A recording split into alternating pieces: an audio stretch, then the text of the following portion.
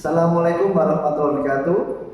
Selamat sore teman-teman, masih bersama kita. Alhamdulillah bertemu dengan keadaan sehat walafiat. Kali ini kita akan bersiniar tentang meniti filsafat Indonesia, yang bagaimana kita akan membahas filosofi pendidikan Indonesia yang diajarkan oleh Ki Hajar Dewantoro, dan kita akan menyelami pemikiran beliau tentang pengajaran pendidikan, kecerdasan dan budaya zaman serta budi pekerti. Untuk itu saya sekarang ditemani oleh teman saya dengan Mas siapa? Saya Ihsan Bayu Juliadi, panggil aja Ihsan. Oke, dengan Mas Ihsan.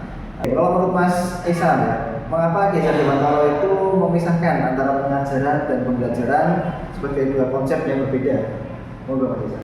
Ya, baik, terima kasih Mas Agus atas pertanyaannya.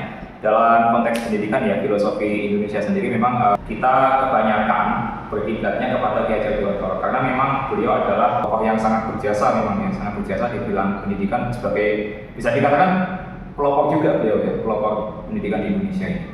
Dan maka dari itu filosofinya adalah mengapa pengajaran dan pembelajaran itu terbedakan.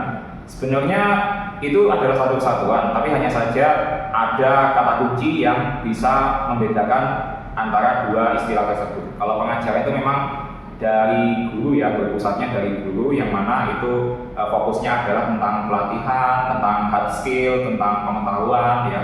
Intinya esensi apa yang sudah dipelajari dari guru atau dari pendidik itu yang akan disampaikan oleh peserta didik. Tapi kalau pembelajaran itu adalah satu kesatuan proses, Mas. Jadi satu kesatuan proses yang dalam konteks pendidikan, yang mana itu keterlibatannya sudah sangat banyak. Jadi peserta didik terlibat aktif, guru sebagai fasilitator, meskipun tidak menutup kemungkinan guru itu bisa terlibat aktif juga dalam hal mengarahkan mau kemana kita belajar, mau kemana kita akan mencapai apa sih, mencapai JP apa sih, seperti itu.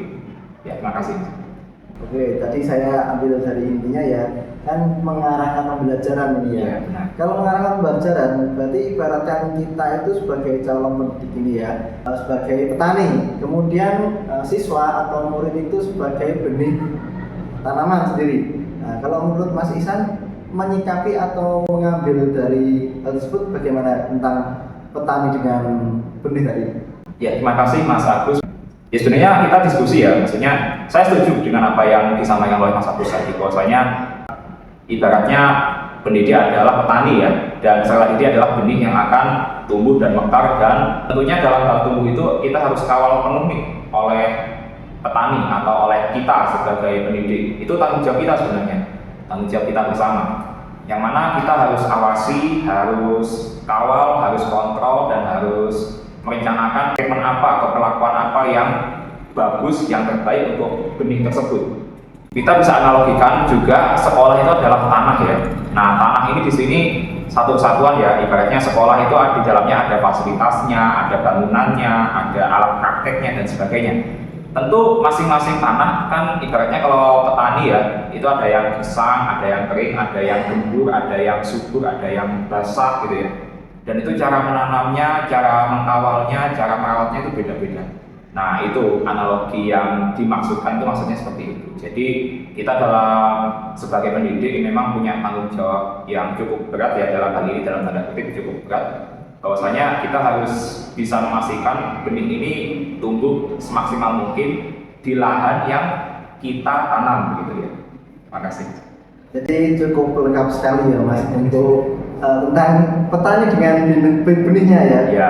Kemudian selanjutnya kita akan bertanya nih sama Mas Ihsan nih, tentang bagaimana sih kita bisa menerapkan merdeka batin dan merdeka lahir yang diajarkan oleh Ki Hajar Dewantoro, karena kan kita memang banyak perkembangan ya, maka dari itu kita harus merdeka. Sekarang kita menggunakan kurikulum merdeka. Kalau menurut Mas Ihsan bagaimana?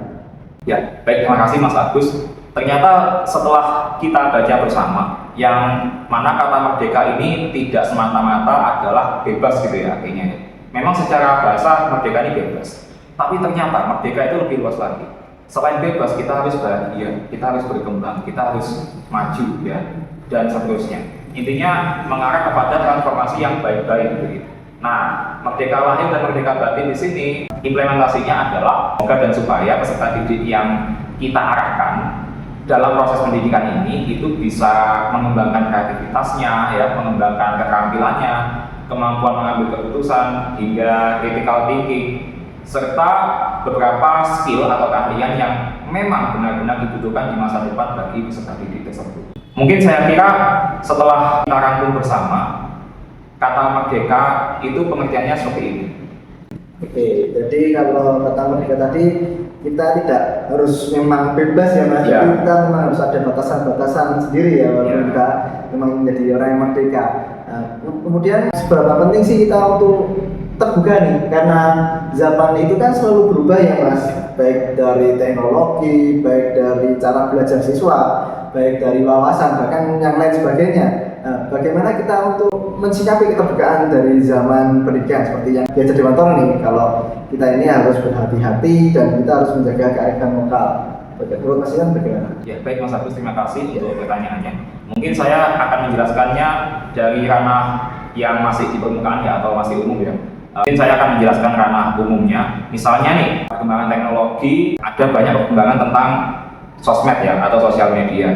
Nah, tantangan terbesar kita sebagai guru masa kini adalah kita harus memahami betul yang namanya teknologi yang memang berpotensi dikuasai oleh peserta didik kita gitu. Sehingga kita lagi-lagi dituntut sebagai fasilitator harus menguasai apa yang dikonsumsi oleh peserta didik kita. Nah, kaitannya analogi sebagai petani, sebagai fasilitator, yang mana pendidik itu harus harus responsif, serta harus memiliki kemauan dan kemampuan belajar yang lebih cepat mengenai kondisi apa yang berkembang saat ini. Memang sangat cepat sekali perkembangan itu, sehingga dalam hal mengarahkan, guru itu semata-mata atau tidak semata-mata mengarahkan dengan memerintah, kamu jangan main TikTok, kamu jangan main Facebook, enggak. Kita harus benar-benar menguasai yang namanya algoritma Facebook, TikTok, IG, dan sebagainya itu, supaya kita bisa mengarahkan anak-anak ini mengkonsumsi yang baik-baik aja, atau mengkonsumsi hal-hal esensial yang memang dibutuhkan bagi mereka gitu. Itu maksud saya begitu. Tadi sudah dijelaskan ya tentang kita itu tidak boleh antipati berarti ya. Ya benar. Tidak boleh antipati tentang teknologi yang sekarang telah siswa mungkin konsumsi saja. Benar. Berarti kita untuk sebagai pendidik itu juga mengarahkan saja ya, untuk Iya. mengarahkan siswa agar mereka itu tetap pada batasnya dan sesuai dengan konsumsi mereka, tidak melebihi dari konsumsi mereka. Nah, benar sekali. Ternyata cukup kompleks juga ya Mas. Iya. Oke, bagaimana seharusnya sih pendidik itu mendampingi anak nih? Sekarang kan kita sudah masuk ke teknologi. Sekarang bagaimana sih kita tuh sebagai pendidik itu mendampingi anak dalam proses ini? Ya. Dalam hal mendampingi anak seperti yang saya jelaskan sebelumnya, tentu guru punya tantangan yang cukup sulit. Bahwasanya guru itu harus menguasai betul apa yang dikonsumsi peserta didik, apa yang dilakukan keseharian dan rutinitas secara umum ya, secara umum Gen Z bahkan Gen Alpha sekarang sudah mulai masuk ya. Nah itu dengan demikian guru itu bisa mengarahkan, bisa mengkawal betul perkembangan anak ini supaya tetap di jalan yang lurus atau tetap di jalan yang baik. Tentu selain itu ada kodrat alam juga ya, kodrat alam, kodrat zaman. Tentu yang namanya masing-masing anak, misalnya dalam hal ini di TKR ya, ada yang bakat di kelistrikan, ada yang bakat di engine, ada yang bakat di sasis, atau bahkan ada yang bakat ngomong tok ya. Di anak TKR kan ada yang bakat ngomong tok. Nah itu biasanya bisa itu dikembangkan jadi sales. Itu banyak sales-sales di perusahaan otomotif ternama itu hebat gitu ya. Mungkin saya sempat mengiranya dulu, wah paling di SMK ini bakatnya ngomong tok gitu. Tapi dalam hal ini saya disclaimer ya, ini saya tidak mendiskreditkan potensi manapun, yang mana semua potensi itu sebenarnya berharga ya Mas ya, berharga sekali ya, sangat berharga. Terkait dengan kodrat alam disertai dengan kodrat zaman ya. Semua potensi itu berharga, sehingga tidak ada potensi yang bisa kita diskreditkan, hanya saja dosisnya harus kita kendalikan gitu ya. Dosisnya harus kita kendalikan supaya misalnya anak punya kelebihan potensi dan kelebihan bakat itu jangan sampai jadi sombong ya. Kalau misalnya anak itu masih kekurangan dalam hal kemampuan kejuruannya, jangan sampai anak ini minder gitu loh. Nah itu kita harus bisa mengimbangi itu. Oke, Jadi lumayan cukup lama ya Mas, ternyata penjelasannya juga lumayan panjang. Jadi intinya itu setiap anak, walaupun kita melihat mereka kekurangan sesuatu, ternyata mereka punya kelebihan tersendiri, gitu ya Mas. Benar sekali. Oke, ternyata juga lumayan cukup makan waktu lama ya sih ya Mas menjelaskan. Kerasa Ya. Oke, tidak terasa, maaf teman-teman, kita harus berpisah dengan mungkin sebenarnya saya ingin mempertanyakan banyak nih Mas sebenarnya, tapi karena keterbatasan waktu kita, jadi kita akan tutup untuk podcast hari ini. Terima kasih untuk teman-teman semuanya yang sudah menonton dari podcast awal kami. Terima kasih. Wassalamualaikum warahmatullahi wabarakatuh. Terima kasih.